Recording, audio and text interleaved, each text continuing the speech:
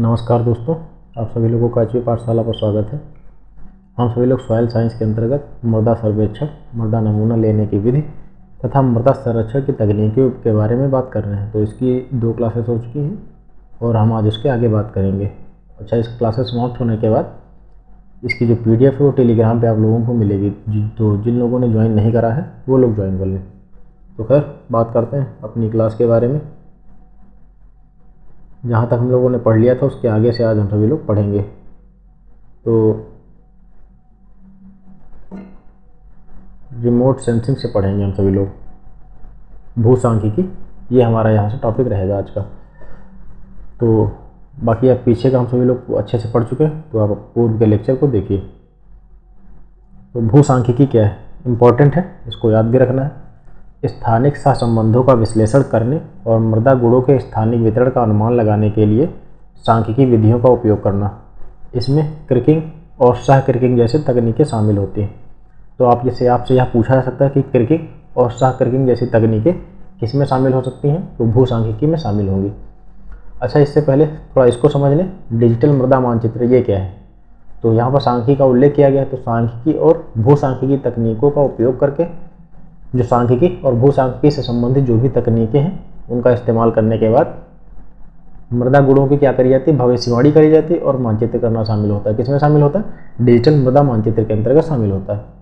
यह आमतौर पर remote sensing data, digital elevation model, जलवायु डेटा और अन्य पर्यावरणीय चर का उपयोग करता है। जो DSM होता है पारंपरिक तरीकों की तुलना में अधिक कुशल, विस्तृत और मानचित्र प्रदान कर सकता है। तो ये लाइन इंपॉर्टेंट है दोस्तों, इसको याद रखना। पूछा सकता है कि पारंपरिक तरीकों से अधिक कुशल कौन सी तकनीक हो सकती है। तो डिजिटल मृदा मानचित्र ये आपकी अधिक कुशल, पारंपरिक तरीकों से अधिक कुशल तकनीक एक प्रकार से हो सकती है। तो इसमें क्रिकिंग और सह क्रिकिंग जैसी तकनीकें किसमें शामिल होती हैं, भूसांख्यिकी में शामिल होती हैं।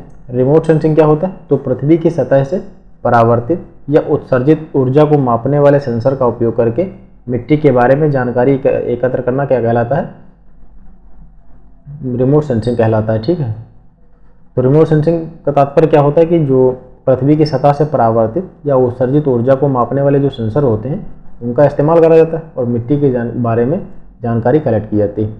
तो इसके अंतर्गत कौन कौन सी तकनीकें शामिल होती हैं उस पर थोड़ा बात कर लेते हैं।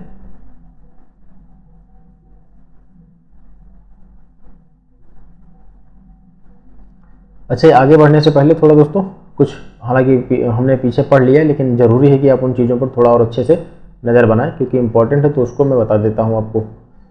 जैसे कि भू संदर्भ है, ये मोस्ट इम्पॉर्टेंट है। कल भी हमने इसको पढ़ा था क्योंकि ये काफ़ी इंपॉर्टेंट, इसके लिहाज से आप एक बार फिर से इसको पढ़ लेंगे तो आप अच्छे से याद कर पाएंगे चीज़ों को। भू संदर्भ में क्या होता है, नमूना स्थलों के सटीक भौगोलिक निर्देशांक। क्या होता है, सटीक भौगोलिक निर्देशांक। निर्देशांकों में क्या होता है, अक्षांश और देशांतर। अक्षांश और देशांतर तो आप सभी लोग उम्मीद है जानते ही होंगे क्योंकि जियोग्राफी वगैरह आप लोगों ने पढ़ा भी होगा, क्योंकि आप सभी लोग कॉम्पिटिटिव एग्जाम्स की तैयारी कर रहे हैं। तो उम्मीद है इन सब चीज़ों के बारे में अच्छे से आप जानते होंगे। खैर मैं मोटे तौर पर यहाँ पर बता देता हूँ अक्षांश और देशांतर होता क्या है। तो आमतौर पर ये पृथ्वी पर किसी स्थान की स्थिति को निर्धारित करने के लिए इस्तेमाल होने वाली एक प्रकार के जो भौगोलिक निर्देशांक होते हैं उनको अक्षांश और देशांतर कहा जाता है। तो अगर मैं बहुत ज़्यादा डीप में ना जाना चाहूँ तो मेरे ख्याल से इतनी जानकारी आपके लिए पर्याप्त होगी कि ये क्या करते हैं, एक प्रकार के भौगोलिक निर्देशांक है जो किसी स्थिति को निर्धारित करने का काम करते हैं। जो अक्षांश रेखाएं होती हैं वो भूमध्य रेखा से उत्तर या दक्षिण में किसी स्थान की दूरी को दर्शाने का काम करते हैं दोस्तों।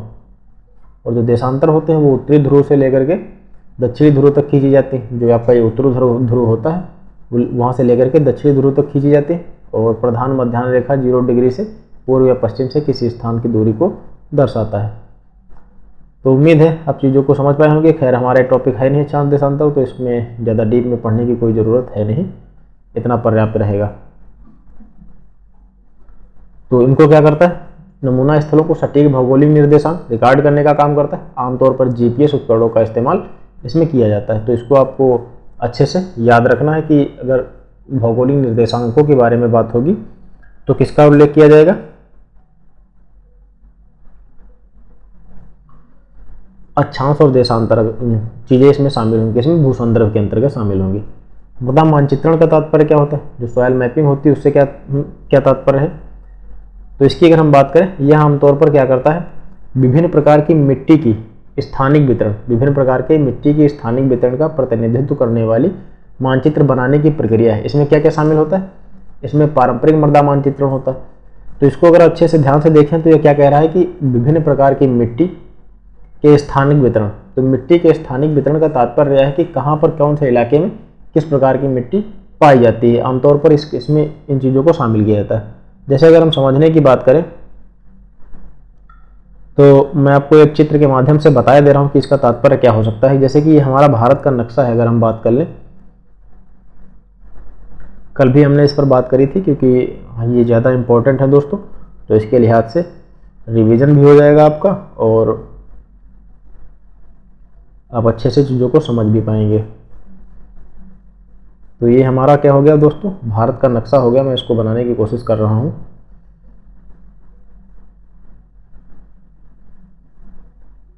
ताकि आप अच्छे से इसको समझ पाएंगे।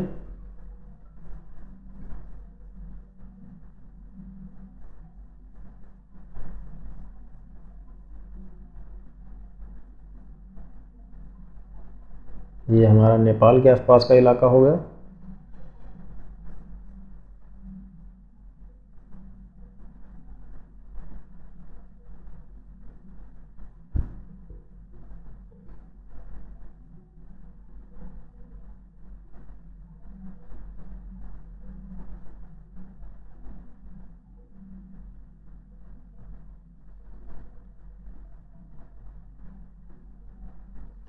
ये मान लेते हैं हमारा भारत का नक्शा हो गया और इधर आपका श्रीलंका वगैरह वाला इलाका हो गया।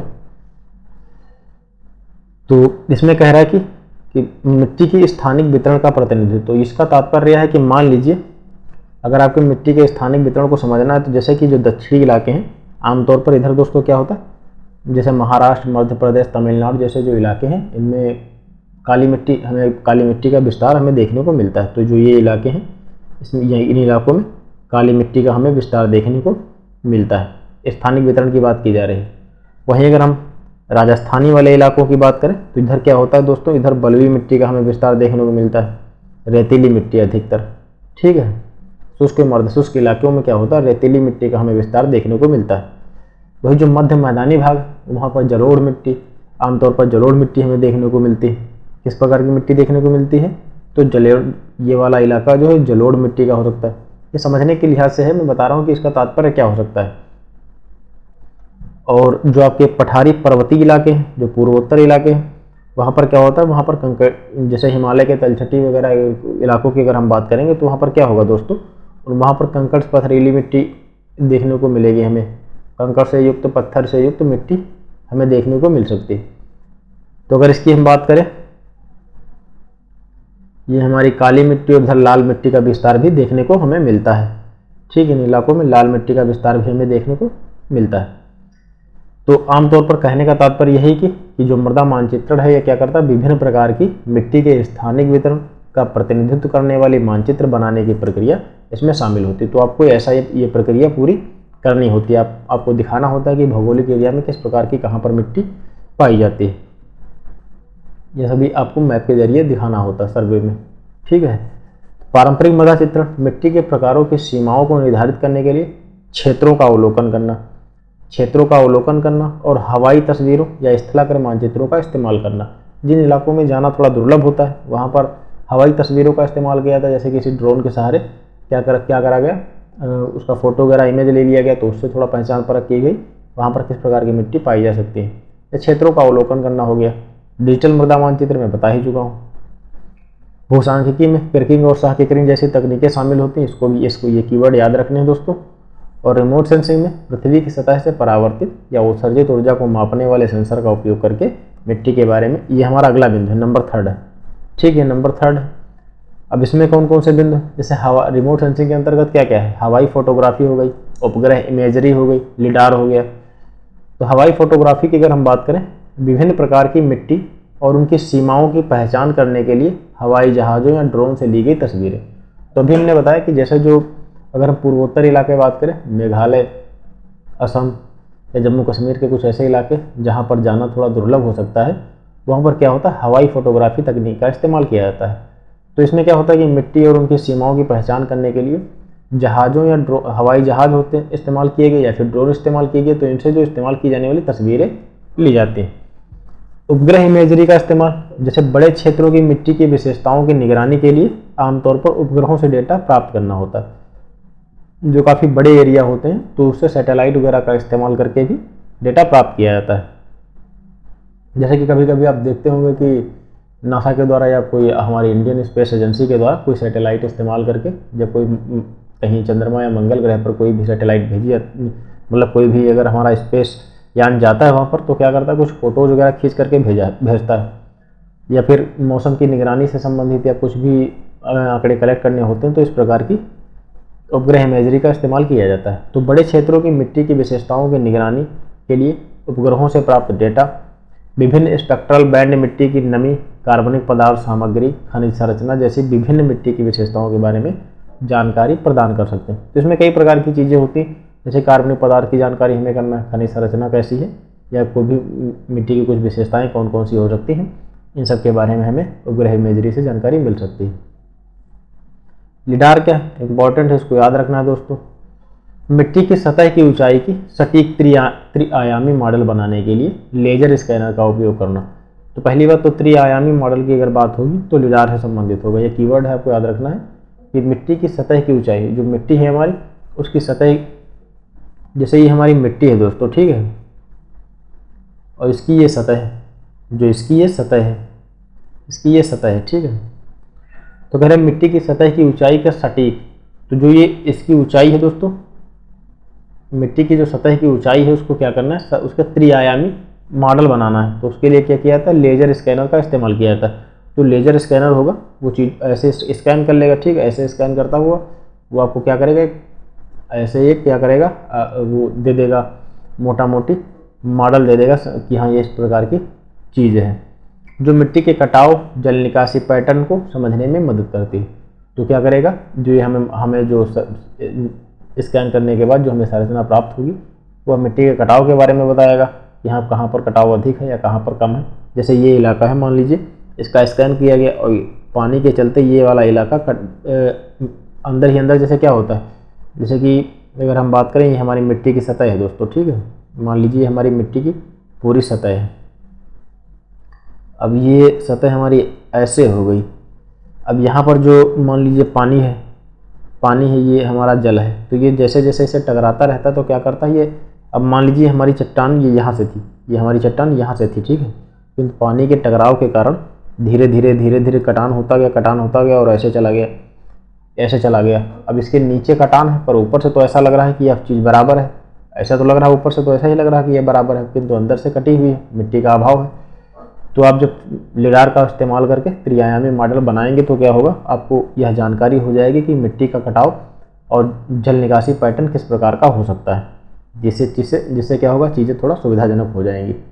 तो आम मोटे तौर पर अगर हम बात करें लिडार का इस्तेमाल क्या हो, किस चीज़ में होता है, तो त्रिआयामी मॉडल बनाने के लिए लेजर स्कैनर का इस्तेमाल किया जाता है। प्रॉक्सिमल सेंसिंग किसे कहते हैं, तो प्रॉक्सिमल सेंसिंग की अगर हम बात करें, मिट्टी के सीधे संपर्क में या उससे बहुत करीब सेंसर का उपयोग करके मिट्टी के गुणों को मापना इसमें शामिल होता है। मोस्ट इम्पॉर्टेंट है, इसको भी याद रखना है। प्रॉक्सिमल सेंसिंग क्या होता है, अगर इसको आप अच्छे से समझें, इसका हिंदी शब्द ही क्या है, समीपस्थ संवेदन, अर्थात नज़दीक से। तो मिट्टी के सीधे संपर्क में, ये हमारी अगर जैसे मान लेते हैं मिट्टी है दोस्तों, तो इसके या तो सीधे संपर्क में आना, क्या आना, या तो सीधे संपर्क में इसके आना, ठीक है, या फिर उसके बहुत करीब, या उसके जो बहुत मिट्टी के करीब जितना हो सके उतना नज़दीक सेंसरों का इस्तेमाल किया जाना चाहिए, जिससे क्या होता है, मिट्टी के गुणों को मापना इसमें शामिल होता है प्रॉक्सिमल सेंसिंग में। तो अगर आपसे पूछा जाता कि मृदा सर्वेक्षण की कौन सी ऐसी तकनीक है जिसमें मिट्टी के सीधे संपर्क में चीज़ों के गुणों के बारे में पता लगाया जाता है, तो समीपस्थ संवेदन हो जाएगा आपका, प्रॉक्सिमल सेंसिंग हो जाएगा। या बहुत करीब शब्द से संबंधित अगर कोई शब्द इस्तेमाल होगा तो भी प्रॉक्सिमल सेंसिंग ही सही माना जाएगा। तो उम्मीद है चीज़ें समझ गए होंगे, आगे बढ़ते हैं।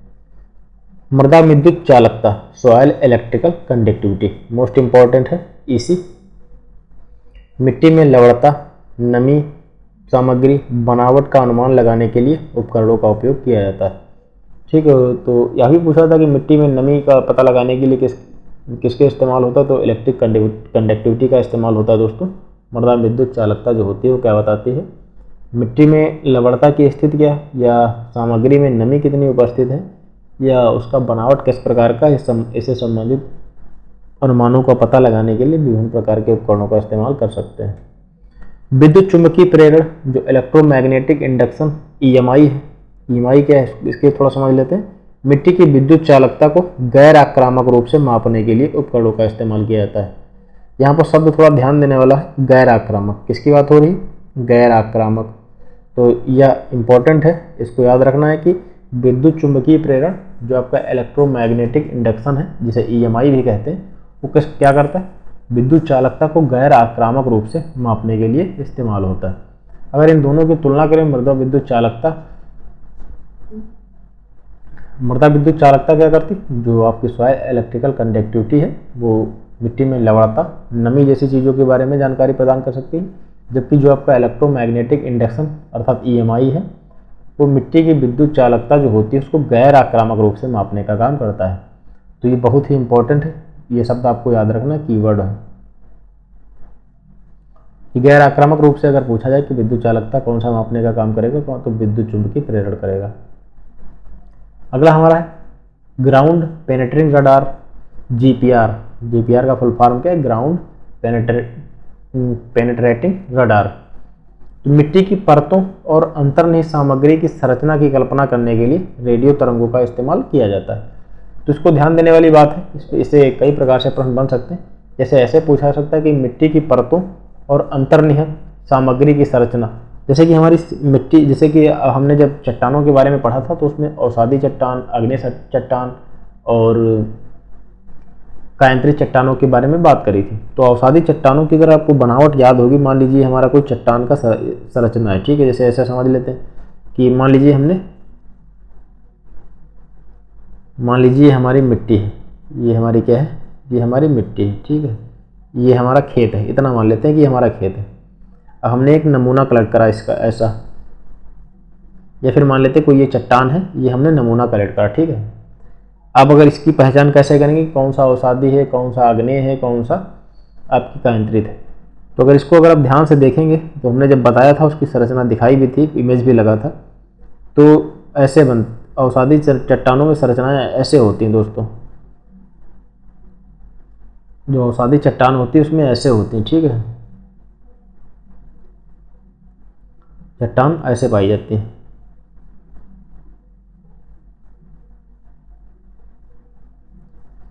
तो कहने का तात्पर्य यह है कि जो आप पूछा गया आपसे कि मिट्टी की परतों की अंतर्निहित सामग्री, यहाँ पर ध्यान देने वाली बात है, इसमें मिट्टी की परतों और अंतर्निहित सामग्री की संरचना की कल्पना करने के लिए रेडियो तरंगों का इस्तेमाल किया जाता है। तो अगर आपको मान लीजिए आपको इन परतों के बारे में जानकारी कलेक्ट करनी है, इन परतों के बारे में जानकारी कलेक्ट करनी है, तो किस प्रकार की तरंगों का इस्तेमाल होगा, रेडियो तरंगों का इस्तेमाल होगा। अब अगर पूछा जाता है कि अंतर्निहित सामग्री कैसी, जो ये मिट्टी है दोस्तों, इसमें अंतर्निहित सामग्री कौन कौन सी है, तात्पर्य इसमें ह्यूमस की मात्रा अधिक है, या फिर कह सकते हैं कि अम्लीय मिट्टी है, या इसमें जीवांश की मात्रा बहुत ज़्यादा है, या सड़े गले पदार्थों की मात्रा बहुत ज़्यादा है। इस प्रकार की अंतर्निहित सामग्री की संरचना के बारे में पता लगाने के लिए किनका इस्तेमाल होता है, तो रेडियो तरंगों का इस्तेमाल होता है।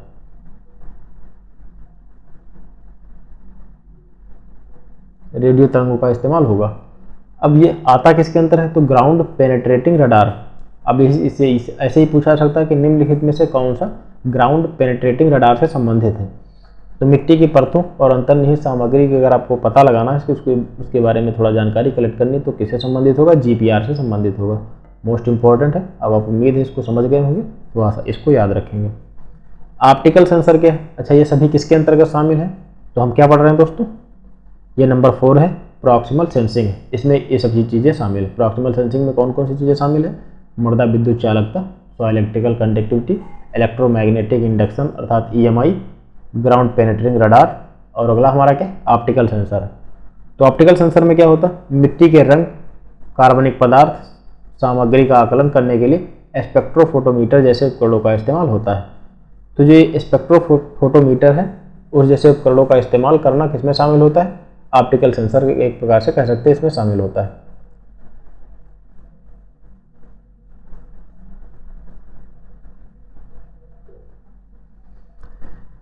जो मिट्टी का रंग कार्बनिक पदार्थ की सामग्री का आकलन करने के लिए स्पेक्ट्रोफोटोमीटर जैसे उपकरणों का इस्तेमाल होता है। अच्छा, स्पेक्ट्रोफोटोमीटर से आपका जो अपने बायोटेक्नोलॉजी वाला पोर्शन दिया उसमें जो प्रकाश संश्लेषण वगैरह वाला जब टॉपिक आप पढ़ेंगे तो उसमें ये सब देखने को मिलता है। तो स्पेक्ट्रोफोटोमीटर होता क्या? एक प्रकार का एक ऐसा उपकरण होता है जो किसी पदार्थ के प्रकाश अवशोषण का माप करने के लिए प्रयोग किया जाता है। ये इंपॉर्टेंट है, कई प्रकारों से पूछा जा सकता है, अगर यहाँ नहीं तो वहाँ पूछा जा सकता है उस टॉपिक के अंतर्गत। तो ये प्रकाश अवशोषण की माप को दर्शाता है। किसी पदार्थ के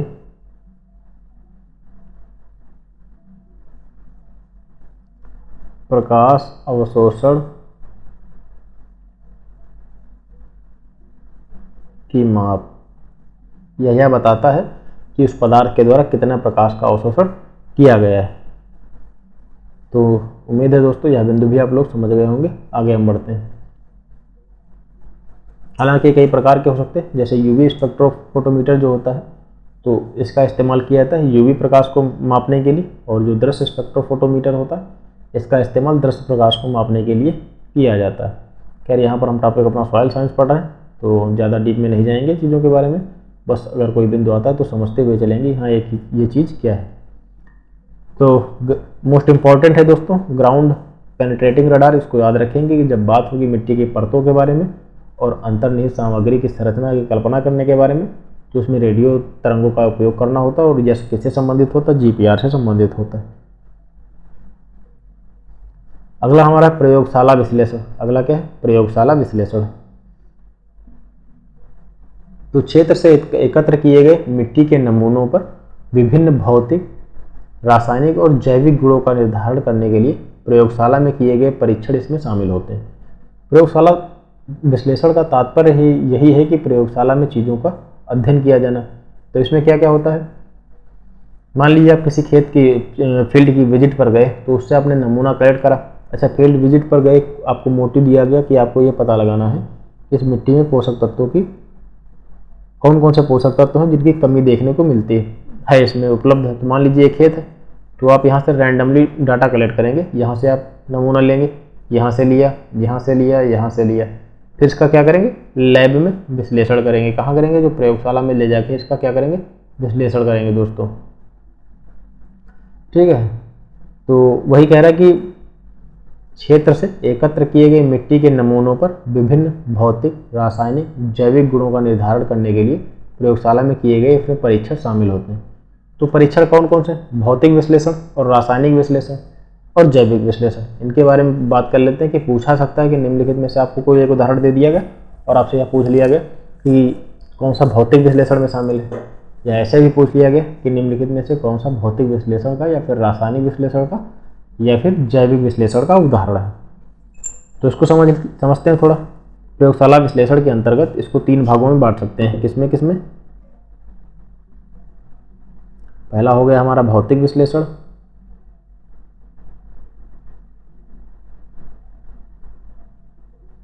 अगला हो गया हमारा पहला हो गया हमारा भौतिक विश्लेषण, अगला हो गया हमारा रासायनिक विश्लेषण,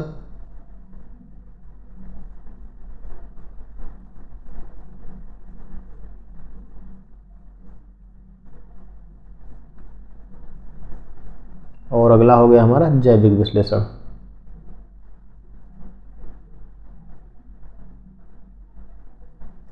तो भौतिक विश्लेषण, रासायनिक विश्लेषण और जैविक विश्लेषण। अब इसमें कौन कौन सी चीज़ें शामिल हैं उनकी बात करेंगे। ठीक है, तो भौतिक विश्लेषण में मिट्टी की बनावट में क्या क्या हो सकता है, जैसे कि मिट्टी में कण कौन कौन से शामिल हैं, उनके कणों का आकार क्या है, उनका वितरण क्या है, मिट्टी की संरचना, घनत्व, बग डेंसिटी, पार्टिकल डेंसिटी, इन सब चीज़ों के बारे में, पोरोसिटी और जल धारण क्षमता का निर्धारण किया जाना, ये सभी क्या होता है? भौतिक विश्लेषण में शामिल होता है। वहीं रासायनिक विश्लेषण की बात करें तो रासायनिक विश्लेषण में मिट्टी का जो पीएच है, कार्बनिक पदार्थ, सामग्री, पोषक तत्व जैसे कि एनपीके हो गया आपका, विनिमेय कैटायन हो गया आपका, जैसे कि कैल्शियम, मैग्नीशियम, सोडियम, लवणता और प्रदूषण के स्तर का निर्धारण, ये किसमें शामिल होता है? रासायनिक विश्लेषण में शामिल होता है। तो इसमें मोस्ट इंपॉर्टेंट क्या है जो आपको याद रखने, जैसे कि कार्बनिक पदार्थ हो गया, पीएच टेस्ट। पीएच सबसे तो आप समझ ही जाएंगे कि हाँ ये रासायनिक विश्लेषण है। कार्बनिक पदार्थ जो सामग्री होगी और पोषक तत्व भी आप समझ जाएंगे कि हाँ रासायनिक विश्लेषण में शामिल है। बिनमें जो कैटायन है आपके, जैसे कि कैल्शियम, मैग्नीशियम, सोडियम, लवणता आपकी और प्रदूषण के स्तर, इनको आप अक्सर याद रखेंगे, ठीक है।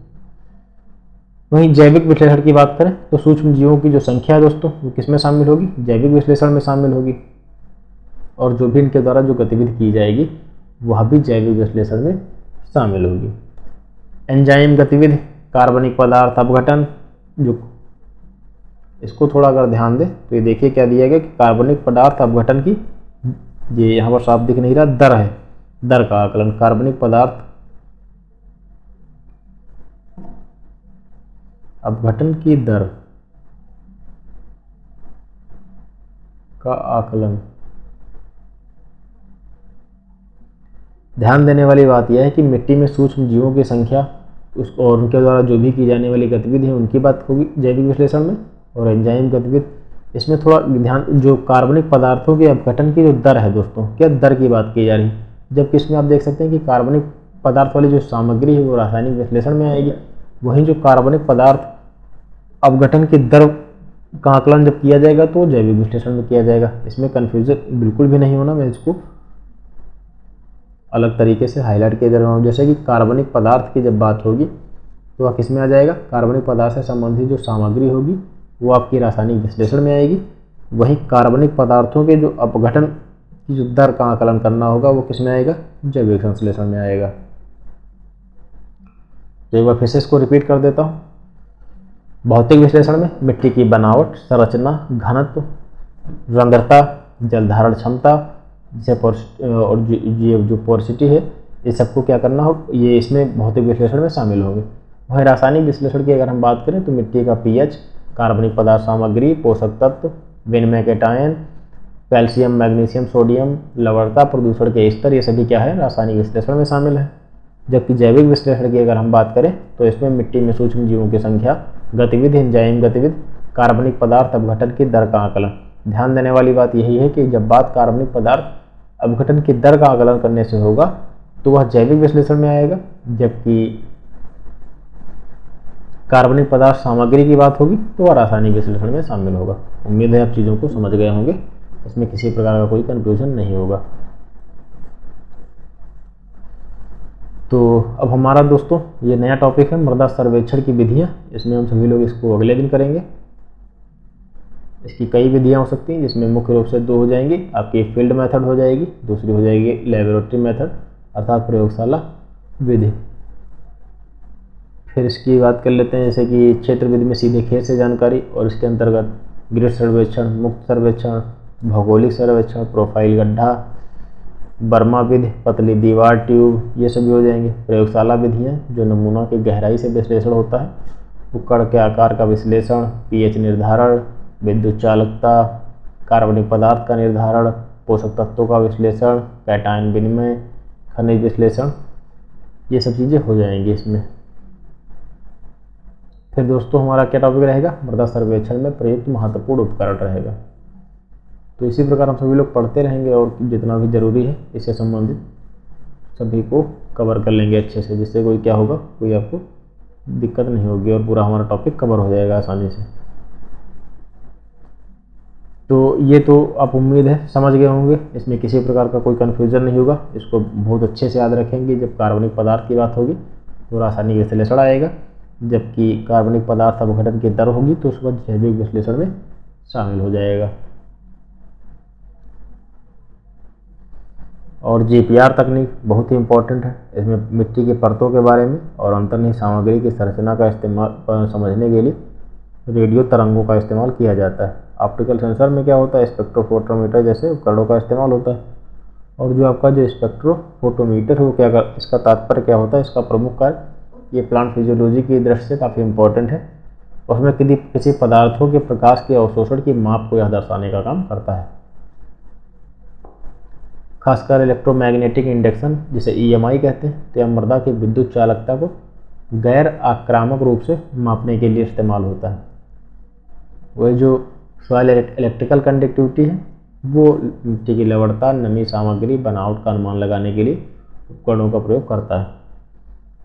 और लिडार का प्रमुख कार्य क्या होता है? ये त्रिआयामी मॉडल बनाता है, जिससे क्या होता है मिट्टी के कटाव के बारे में, जल निकासी के पैटर्न को समझने में मदद मिलती है। प्रॉक्सिमल काफ़ी नज़दीक से डाटा कलेक्ट करने का काम करता है। इसके अंतर्गत जो भी चीज़ें हैं हम सभी लोग पढ़ चुके हैं। तो उम्मीद है क्लास समझ में आई होगी आप लोगों के। मिलते हैं सभी लोग अगले दिन। धन्यवाद।